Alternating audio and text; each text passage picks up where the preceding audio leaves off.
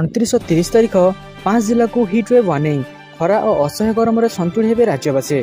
तो चलो देखा संपूर्ण अपडेट कौन रही। गोटे पटे मौसुमी को नहीं पानीपाग विभाग सूचना खोजी आनी बेले अंपटे किंतु राज्य में पुणी बढ़ी ताती। मंगलवार दिन 2:30 सुधा तापमात्रा 4टी स्थान में तापमात्रा टपी 43 डिग्री सेल्सियस। पानीपाग विभाग सूचना अनुसार राज्य आगामी 3 दिन जाए राज्य तापमात्रा 3 ରୁ 5 डिग्री पर्यंत वृद्धि पाइपे। असह्य हेब गरम और गुलुगुली दिन तापमात्रा वृद्धि पाइब। खरा और असह्य गरम सन्तुली हेबे राज्यवासी। आसंता 24 घंटा मध्य बालेश्वर, भद्रक, जाजपुर, केन्द्रापड़ा, कटक, जगतसिंहपुर, पुरी, खर्दा, नयागढ़, गंजाम और गजपति जिले में असह्य गरम और गुलुगुली अनुभूत होइपारे। एने ए समस्त जिला को येलो वार्निंग जारी करा जायछि। 29 और 30 तारिख 5 जिला को हिट वार्निंग जारी करा जायछि। एथिसह राज्यर किसी जिले में काला बैशाखी वर्षा होबार संभावना रहुछि। तो चलो देखा परवर्ती अपडेट कौन रही। केंद्रीय कर्मचारी बड़ लटेरी यही दिन मिल 18 वर्ष डीए। चलो देखा संपूर्ण अपडेट कौन रही। मिलता सूचना अनुसार निर्वाचन पर अर्थात जून मासरे ही महंगा भत्ता टंका केंद्रीय कर्मचारी अकाउंट को आसीज। केवल सेतिकी नुहे एरियर टंका कर्मचारी को मिलवाक जाउछि। महंगा भत्ता सहित एरियर प्रदान करने दावी कर केंद्रीय कर्मचारी। बड़ कथा होउछि केंद्र सरकार प्राय 18 मासर बकेया डीए प्रदान करना। आर्थिक वर्ष 2020 और 21 रे केंद्रीय कर्मचारी महंगा भत्ता वृद्धि करनथिले। सेतेबेले कोरोना महामारी जारी रहिथिबारु डीए वृद्धि कर जाय नथिला। तेबे निर्वाचन पर अर्थात जून मासरे डीए सहित बकेया मध्य देबाकू योजना करछंती केंद्र सरकार। एने सरकारी भावे घोषणा होई नथिले मध्य केंद्रीय कर्मचारी को बड़ उपहार दे पारंती। 2020 जनवरी 1 तारिख रु 2021 जून 30 तारिख पर्यंत डीए प्रदान कर जाय नथिला। कोरोना महामारी कारण डीए बंद करथिले सरकार, जहाँकि एबे पाइबाकू जाउछंती केंद्रीय कर्मचारी। तो चलो देखिए परवर्ती अपडेट कौन रही।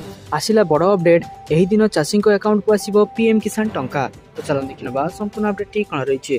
जदि आपण प्रधानमंत्री किसान सम्मान निधि योजना हिताधिकारी और 17तम किस्ती उत्साह सहित अपेक्षा करिसेंती तेबे एही खबर आपण अत्यंत उपयोगी होई पारे। जो कृषकों अकाउंट रे 17तम किस्तीर लाभ पहुंचबो समानक तथ्य मध्ये प्रस्तुत करा जायछि। विभागीय सूत्रରୁ जଣା पड़िछि जे जुलाई प्रथम सप्ताह रे प्रधानमंत्री किसान सम्मान निधि हिताधिकारी को 17तम किस्ती प्रदान करा जिवो।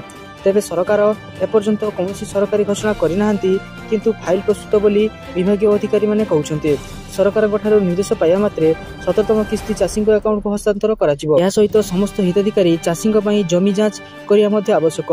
एही कारणरू जदि आपण 17तम किस्तीर लाभ पाइबाकू चाहुछन्ती तेबे तुमरो ई-केवाईसी एवं जमी जांच यथाशीघ्र योजना रे करबा बेस गुरुत्वपूर्ण।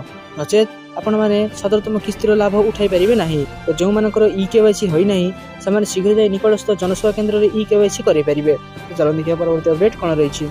महिलांक पई दमदार स्कीम मात्र 2 वर्ष निवेश कले 7.50% रे करिवे आय। तो चलो देखा संपूर्ण अपडेट कौन रही। विशेषकर महिला मानक पई सरकार एहीपरि अनेक योजना चलाउछन्ती जो विनियोग करी महिला माने बंपर रिटर्न पाई परिबे। सरकार द्वारा समर्थित महिला सम्मान सेविंग सर्टिफिकेट डाकघर द्वारा परिचालित हेउछि, जो कारण वर्तमान सरकार 7.50% सुध देउछन्ती। जदि आपण मध्ये जणे महिला एवं निकट भविष्य में आपणकर संचय को विनियोग करी एक निर्दिष्ट समय पर निश्चित आय पाइबाक चाहुछन्ती तेबे महिला सम्मान सेविंग सर्टिफिकेट आपणक पई सर्वोत्तम रहिछि। विशेषकर महिला मानक पई चालुथिबा एही छोट संचय योजना रे जेकोसी अकाउंट धरी 1000 टंका सहित विनियोग आरंभ करि परिबे, जेउथि महिला माने पुंजी विनियोग 7.50% सुध पाइथान्ते। तेणु एथिरे एपरि गुरुत्वपूर्ण नियम स्थिर होइछि, तेणु यह विनियोग करी अधिक सुध देइथाए। महिला संचय प्रमाणपत्र योजना रे जेकोसी महिला 1000 ରୁ 2 लाख टंका पर्यंत विनियोग करि परिबे। महिला सम्मान संचय प्रमाणपत्र योजनार परिपक्वता अवधि 2 वर्ष रहिछि। अकाल प्रत्याहार सुविधा मध्ये एथिरे प्रदान करा जायछि, जे कारणरू अकाउंटधारी माने 1 वर्ष अवधि पर समानकर 40% टंका प्रत्याहार करि परिबे। जेकोसी परिस्थिति रे अकाउंटधारी मृत्यु क्षेत्र में नॉमिनी एवं दाबी करी जमा होइतिबा पुंजी प्रत्याहार मध्ये करि परिबे। तो जो माने एही योजना रे विनियोग करियाको चाहुछन्ती सामान्य तुरंत जाई निकटस्थ डाकघरे एहार सविशेष तथ्य जानि परिबे एवं एहाको विनियोग मध्ये करि परिबे। चलन देखिया परवर्ती अपडेट कोन रहिछि। कन्या रत्न पई सरकारक अमूल्य योजना मिलिबो झियो मानकु 50,000 टंका। तो चलन देखिनबा संपूर्ण अपडेट कोन रहिछि। एही योजना रे झियोटी जन्म हेबा क्षणी अभिभावक अकाउंट रे 50,000 टंका जमा करिजिवो। एहा सह द्वितीय संतान जन्म हेले और एहा पर अभिभावक परिवार नियोजन पई अस्त्रोपचार कराइबे तेबे प्रत्येक झियो को 25,000 टंका लेखाई जोगाई देबे सरकार। ତେବେ ଏହି ଯୋଜନାରେ ସାମିଲ ହେବାକୁ କେତେକ ନିର୍ଦ୍ଦିଷ୍ଟ ମାନଦଣ୍ଡ ମଧ୍ୟ ରହିଛି। ଝିଅଙ୍କର ଶିକ୍ଷାର ବିକାଶକୁ ଦୃଷ୍ଟିରେ ରଖି ଏହି ଯୋଜନା କାର୍ଯ୍ୟକାରୀ କରାଯାଇଛି। ଯେଉଁ ପରିବାରରେ କେବଳ 2 ଜଣ ଝିଅ ରହିଥିବେ କେବଳ ସେହିମାନଙ୍କୁ ଏହାର ଲାଭ ମିଳିପାରେ। ପ୍ରଥମ ଝିଅ ଜନ୍ମ ନେବାର 1 ବର୍ଷ ମଧ୍ୟରେ ପିତାମାତା ପରିବାର ନିୟୋଜନ ପାଇଁ ଅସ୍ତ୍ରୋପଚାର କରନ୍ତି ତେବେ ଅଭିଭାବକଙ୍କୁ 50,000 ଟଙ୍କା ମିଳିଯିବ। ତେବେ 2 କନ୍ୟା ସନ୍ତାନ ଜନ୍ମ ନେବାର 6 ମାସ ମଧ୍ୟରେ ପରିବାର ନିୟୋଜନ ଅସ୍ତ୍ରୋପଚାର କରନ୍ତି ତେବେ ପ୍ରତ୍ୟେକ ଝିଅଙ୍କୁ 25,000 ଲେଖାଏଁ ଟଙ୍କା ମିଳିଯିବ। ଏହି ଯୋଜନା କନ୍ୟା ସନ୍ତାନ ଏବଂ ତାଙ୍କ ମା ନାମରେ ଏକ ଜଏଣ୍ଟ ଆକାଉଣ୍ଟ ଖୋଲାଯିବ। ଏହି ଖାତାରେ 50,000 ଟଙ୍କା ଜମା କରାଯିବ। ଏହାପରେ ପ୍ରତିବର୍ଷ ସରକାରୀ ନିୟମ ଅନୁଯାୟୀ ଝିଅର ଶିକ୍ଷା ପାଇଁ କିଛି ଧନରାଶି ଜମା କରାଯିବ। ଏହି ଯୋଜନା ମୁତାବକ ପୂର୍ବରୁ ବାର୍ଷିକ 1 ଲକ୍ଷ ଟଙ୍କା ଯୋଗାଇ ଦିଆଯାଉଥିଲା, ହେଲେ ଏହାକୁ ବୃଦ୍ଧି କରାଯାଇ 7,50,000 ଟଙ୍କା କରାଯାଇଛି। ଏହି ଯୋଜନାର ଲାଭ କେବଳ ମହାରାଷ୍ଟ୍ର ଅଧିବାସୀମାନେ ପାଇପାରିବେ। ଏହି ଯୋଜନାର ନାମ ହେଉଛି କନ୍ୟା ଭାଗ୍ୟଶ୍ରୀ ଯୋଜନା।